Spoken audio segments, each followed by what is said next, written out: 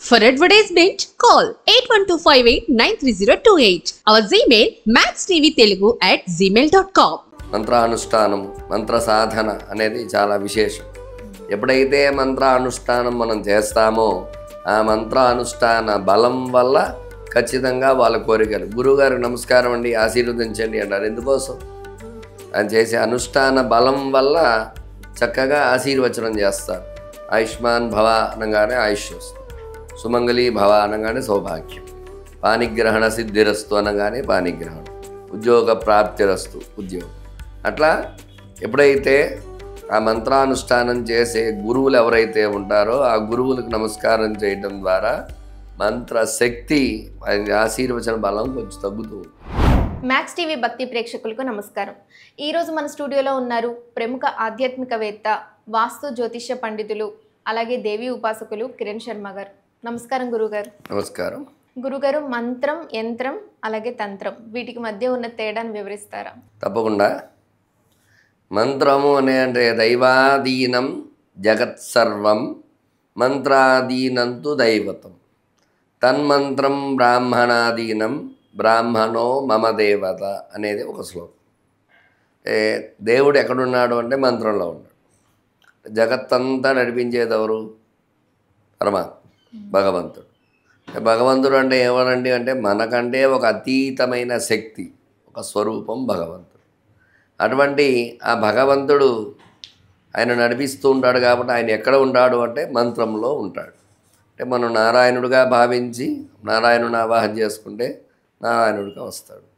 అట్లాగే ఈశ్వరుడుగా భావించి ఈశ్వరుని ఆవాహన చేసుకుంటే ఈశ్వరుడుగా వస్తాడు. అమ్మవారుగా భావించి ఆవాహన చేసుకుంటే అమ్మవారుగా వస్తాడు.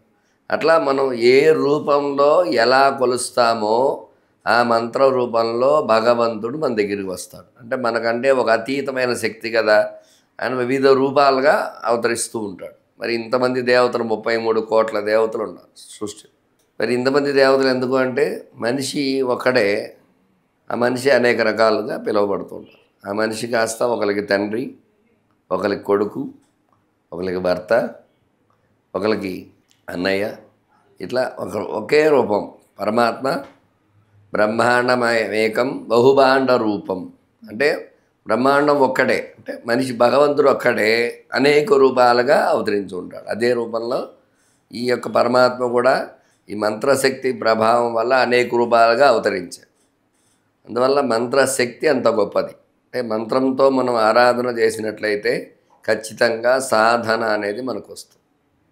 మంత్రానుష్ఠానం మంత్ర సాధన అనేది చాలా విశేషం. ఎప్పుడైతే మంత్రానుష్ఠానం మనం చేస్తామో ఆ మంత్రానుష్ఠాన బలం వల్ల ఖచ్చితంగా వాళ్ళ కోరికలు గురువుగారికి నమస్కారం అండి ఆశీర్వదించండి అంటారు. ఎందుకోసం ఆయన చేసే అనుష్ఠాన బలం వల్ల చక్కగా ఆశీర్వచనం చేస్తారు. ఆయుష్మాన్ భవ అనగానే ఆయుష్ వస్తుంది, సుమంగళీ భవ అనగానే సౌభాగ్యం, పానిగ్రహణ సిద్ధిరస్తు అనగానే పానిగ్రహణం, ఉద్యోగ ప్రాప్తిరస్తు ఉద్యోగం. అట్లా ఎప్పుడైతే ఆ మంత్రానుష్ఠానం చేసే గురువులు ఎవరైతే ఉంటారో ఆ గురువులకు నమస్కారం చేయడం ద్వారా మంత్రశక్తి ఆయన ఆశీర్వచన బలం కొంచెం తగ్గుతూ ఉంటుంది. మరలా ఆయన అనుష్ఠానం చేస్తూ ఉంటాడు. అంటే ఆశీర్వచనం చేసేసారు గురువుగారు అంటే ఎలా నెరవేరుతుంది అంటే మంత్రబలం. అక్కడ మంత్రబలం ఉంటేనే ఖచ్చితంగా ఆ కోరిక నెరవేరుతుంది. అందువల్ల అది అనుష్ఠాన బలం. ఇంత సంఖ్యాకంగా జపం చేయాలి, ఇంత సంఖ్యాకంగా తర్పణ చేయాలి, ఇంత సంఖ్యాకంగా హోమం చేయాలి అనేది మనకు ఉంటుంది. పరిహారం చేసుకోవడం ద్వారా మంత్రబలం మంత్రసిద్ధి అనేది ఏర్పడుతుంది.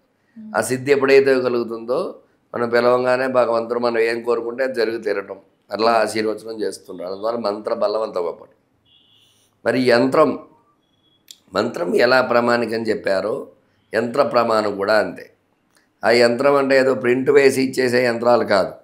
ఒక రాగి రేకు పైన చక్కగా మంత్రానుష్ఠానం చేసినటువంటి బ్రాహ్మణులు కానీ యంత్రాలు చెక్కేవాళ్ళు ఉంటారు. వాళ్ళు కూడా పవిత్రంగా చెక్కుతారు. కొందరు వాళ్ళతో చెక్కించి జాగ్రత్తగా అది బరువు కలిగిన యంత్రం, అంటే రేకులా ఉండేదాన్ని ప్రింట్ చేసేది కాకుండా బరువు కలిగినటువంటి ఒక యంత్రాన్ని దాని మీద ఎప్పుడైతే మంత్రాలు బీజాక్షరాలు దాని మీద రాస్తారు. ఆ బీజాక్షరాలు రాసి అందులో గాయత్రి రాసి విశేషంగా ఆ యొక్క అనుష్ఠానం చేస్తారు. ఆ యంత్రంపై ఏ అనుష్ఠానం ఉందో అనుష్ఠాన జపం అంటే మంత్రము యంత్రము రెండు ముడిపడి ఉంటాయి. ఎప్పుడైతే ఆ మంత్రానుష్ఠానం చేసి ఆ యంత్రం మీద ధార పోస్తామో యంత్రానికి పవర్ వస్తుంది. ఆ యంత్రం ఎక్కడ పెడితే ఏ ప్రదేశంలో పెడతామో అక్కడ ఎప్పుడు కూడా ఆ పవర్ విరాజిల్లుతూ ఉంటుంది. అందుకనే దేవతా ప్రతిష్ఠ చేస్తూ ఉంటాం. ఆ ప్రతిష్ఠ చేసేటప్పుడు ఆ కింద యంత్రం పెడతారు. ఫస్ట్ ముహూర్తానికి ఏం చేస్తారండి, యంత్రం పెడతాం. ఆ యంత్రం మనం ఎప్పుడైతే పెడతామో ఆ యంత్ర బలం వల్ల ఆలయం ఆకర్షణ, జనాకర్షణ వస్తూ ఉంటుంది. తద్వారా ఏమవుతుంది, ఆలయ అభివృద్ధి జరుగుతూ ఉంటుంది. అందువల్ల మంత్రము యంత్రము ఈ రెండు కలిసే ఉంటాయి. మరి తంత్రం అంటే ఏమిటండి? తంత్రం అనేది ఏమిటంటే అదొక ఉపాసనా విద్య, తాంత్రిక విద్య. అంటే ఇందులో కూడా తాంత్రికంలో కూడా క్షుద్రతాంత్రికం ఉంటుంది. క్షుద్రతాంత్రికం అంటే చేతబడులు అవి చేస్తూ ఉంటారు, కొందరు ప్రయోగాలు చేస్తూ ఉంటారు. ఇవన్నీ క్షుద్రత. అవతల వాడి నాశనం, వాడి పని అదే. వాడు బాగుపడ్డు అవతల వాడిని నాశనం చేస్తూ ఉంటారు. అందువల్ల అటువంటి తాంత్రిక విద్య అంతా క్షుద్రతాంత్రికం కాకుండా ఈ తంత్రం అనేది ఏమిటంటే అనుష్ఠానం ఎలాగైతే ఉందో కొంచెం మంచిగా ఉండే తంత్రం కూడా ఉంటుంది. క్షుద్రతాంత్రికం కాకుండా మామూలుగా తాంత్రికం ఉంటుంది, దైవతాంత్రికం ఉంటుంది.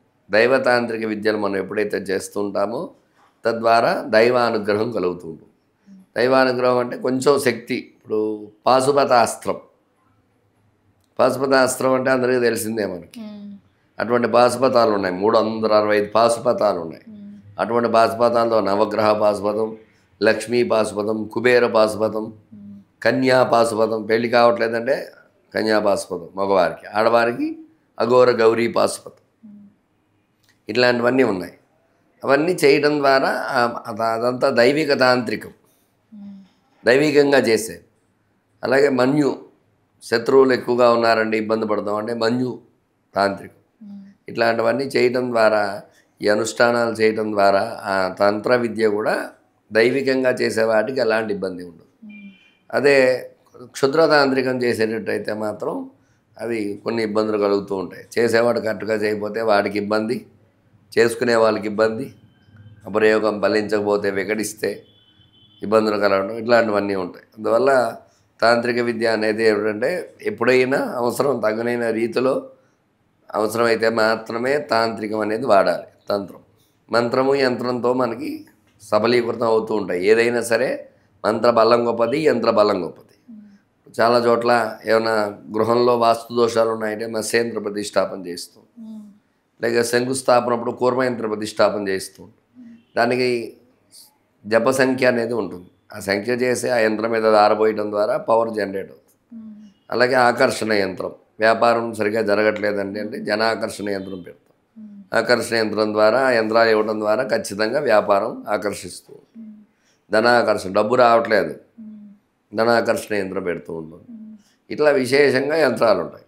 ఆ యంత్రం పవర్ అలాంటిది. అయితే యంత్రాలు దొరికినాయి కదా మనం తెచ్చేసుకున్నాం, మనం పెట్టేసుకున్నాము అంటే కాదు.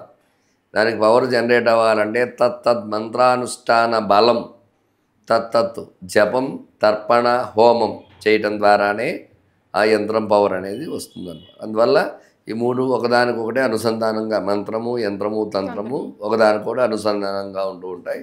అందువల్ల సమయానుకూలాన్ని బట్టి మంత్రంతో పని అవుతుందా, యంత్రంతో పని అవుతుందా, తంత్రంతో పని అవుతుందా అనేది వాళ్ళ యొక్క జాతక భవిష్యత్తును బట్టి మనం తెలియజేయడం జరుగుతుంది. తద్వారా మనం చేయడం జరుగుతుంది అన్నమాట. ధన్యవాదాలు గురుగారు. ధన్యవాదాలు.